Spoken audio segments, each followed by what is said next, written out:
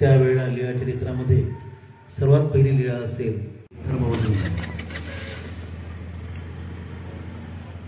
आपण गेल्या 4 मी तर शब्द सुमनाने करेन, मला नाही दिलं तर मी सुमना तरी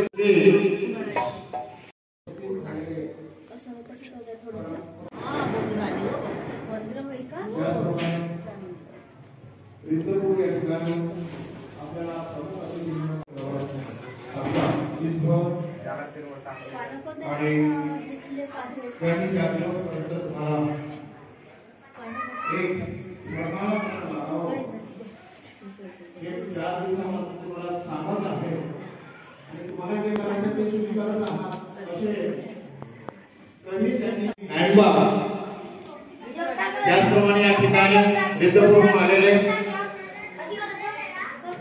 हरिपाळ दादा एवढा परिसर असा सांभाळायचा म्हणजे ते लहानसहान बाब नाहीये। आणि म्हणून जरी अंकुर्णेकर उपस्थित सगळे साधू संत मंडळी आणि माझ्या सद्भक्त मंडळी जवळ 21 वर्ष या ठिकाणी पूर्ण झालेले आहेत। हे सगळ्यांना माहिती 21 वर्ष पूर्ण झाले। 21वा वर्ष आमच्या सांगितलेल्या स्वामीने सांगितलं त्यांना तर नाहीच नाही, परंतु नाहीच पडत असून त्यांचं मंडप एवढा मोठा टाकल्यानंतर परिसर एवढा मोठा केल्यानंतर मात्र एवढा रिकामा तो राहावा याचं शल्य मात्र मनाला टोचतं आहे। तुम्ही काही केलं तरी आम्हाला जे करावं असं वाटते, असं तुम्हाला आतापर्यंत वाटत होतं। या ठिकाणी प्रास्ताविकामधून तुम्हाला मी विनंती आणि हेच नव्हे म्हणजे हे देत नाही आहे, पण आपली मुलं आपली पिढ्यातली मुलं या ठिकाणी येऊ शकत नाहीत। आणि मी असं म्हणणार नाही, आज मी बाबांना या प्रास्ताविकच्या रूपाने मी माफी मागतो। या छोट्याशा गावामध्ये या ठिकाणी काही नाही आहे, फक्त मला पिपळावासी मात्र आमचे बाकीच्यांचा विचार नाही, पण जे उद्देशिकेला म्हणतो ते सुद्धा या ठिकाणी उपस्थित झाले नाहीत। बाबाजी जीवन वाटे करीतो स्वागत पुष्प फुलानी, ओ ईश्वरीचे राजकुमार तुम्ही, ओ ईश्वरीचे राजकुमार तुम्ही। सिद्धीच्या सोन पावली आगमना फुले झाले सुते सुमितो, स्वागत पुष्प फुलाने हो ईश्वरीचे राजकुमार तुम्ही, हो ईश्वरीचे राजकुमार तुम्ही। अल्पशा सहवासाने धन्य हो झालो आम्ही, मिळाली सेवा आपली करण्या हो। पुष्प वर्षाव करू माझ वाटे, आपुले प्रेम अंतरी दाटे करीतो स्वागत राजकुमार तुम्ही, हो माझा आधार देऊनी नमुने करीतो स्वागत पुष्प फुलांनी, हो ईश्वरीचे राजकुमार तुम्ही, हो ईश्वरीचे राजकुमार तुम्ही। सर्वज्ञ श्री चक्रधर स्वामी की जय। दंडवत ताई आता मला करू शकते तर तुम्ही का नाही करू शकत? पहा आता तरी काही आपण उद्यापासून आपल्या मंदिरमध्ये येऊन हे करतो का? तर बाबाजी पुन्हा एक गोष्ट म्हणजे आपल्या धर्माधर देते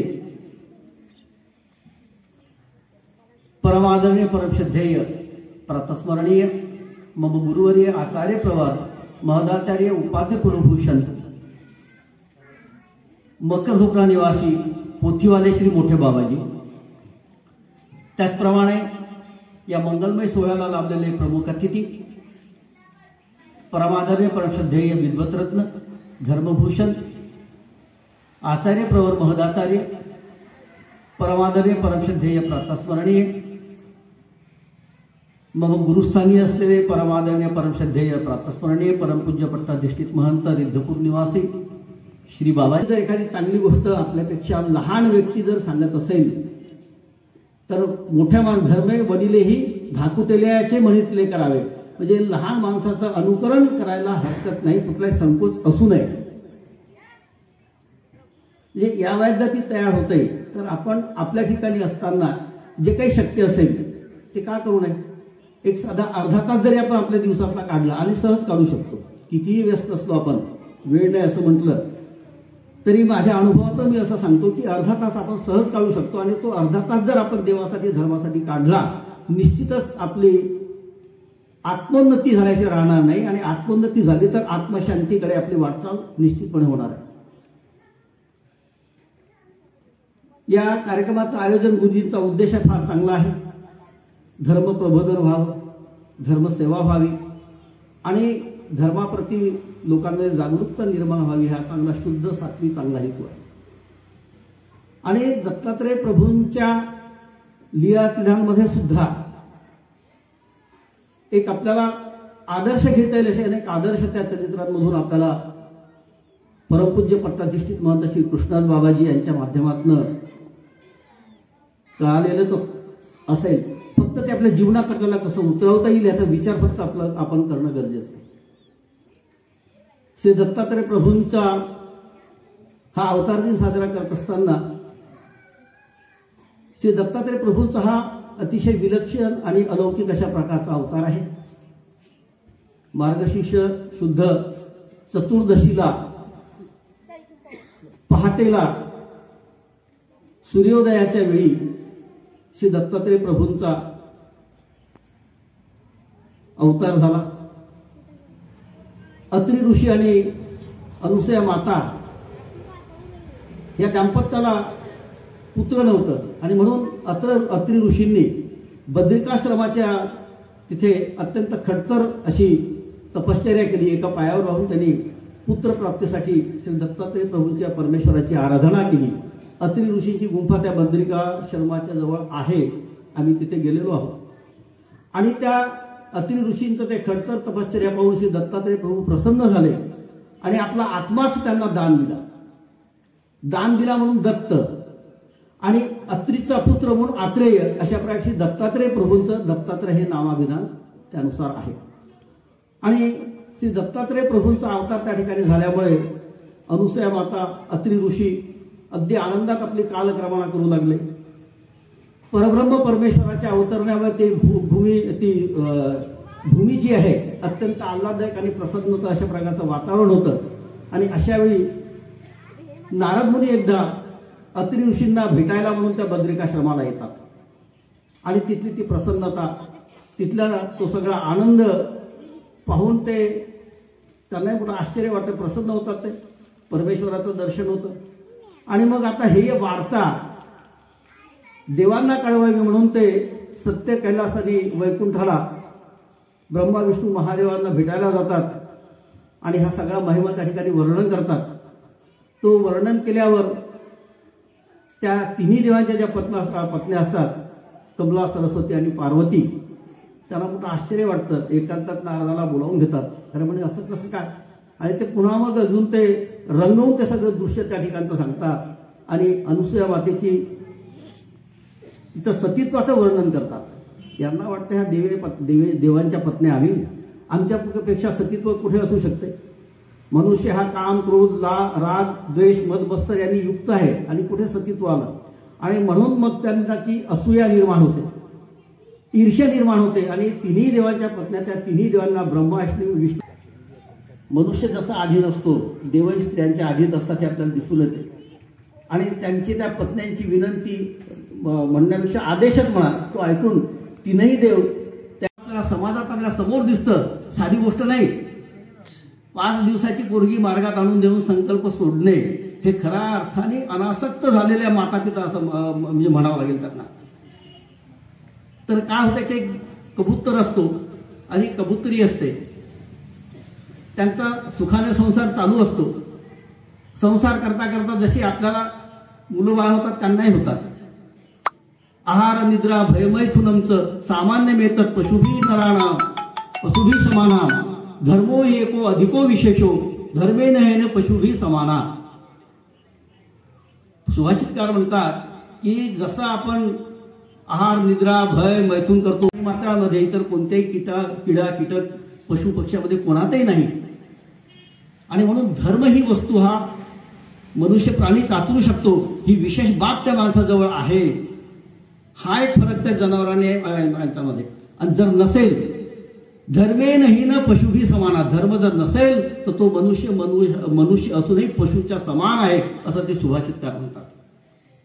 आणि म्हणून आपल्याला हाच एक आदर्श घ्यायचा आहे की करायचा आहे संसार, पण चांगल्या पद्धतीने आदर्श संसार आपल्याला करायचा आहे. आपले मुलं बाळा आपल्याला घडवायचे आहे.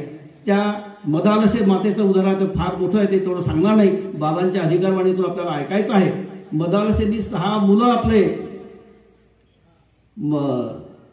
त्या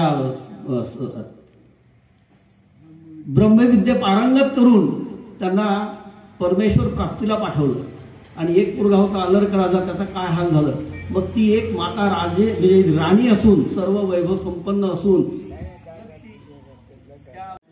नयनम छिंदन्ति शस्त्राणि नयनम दहती पावक न क्लेदन्त्यापो न शोषयती मारुत.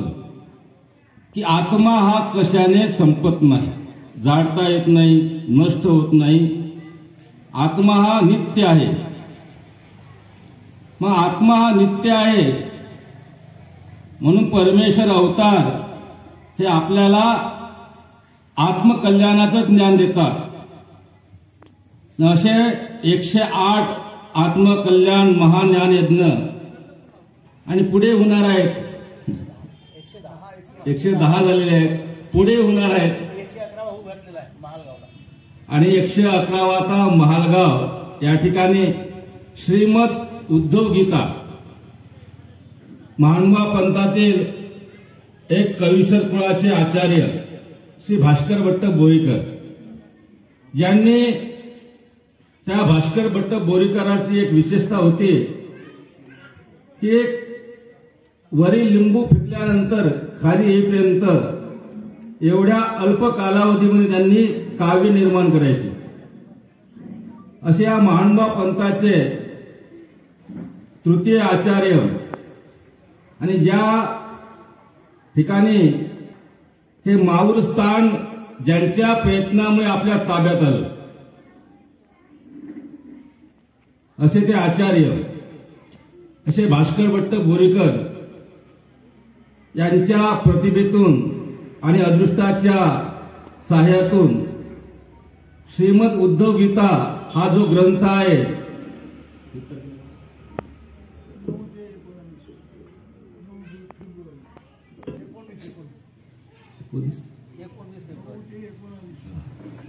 श्रीमद उद्धव गीता या परिसरामध्ये श्री दत्तात्रय प्रभू अवतार दिन तथा श्री पंचवतार उपहार महोत्सव या ठिकाणी संपन्न होत आहे. त्यानिमित्ताने संपन्न होणारी ही धर्मसभा आणि या धर्मसभेला अध्यक्ष म्हणून लाभलेले परमपूज्य परमादरणीय परमश्रद्धेय विद्वत रत्न उपाध्य कुलभूषण आचार्य प्रवर श्री न्यायंबाज बाबाजी, माझे ज्येष्ठ बंधू, त्याचप्रमाणे गेल्या 4 दिवसापासून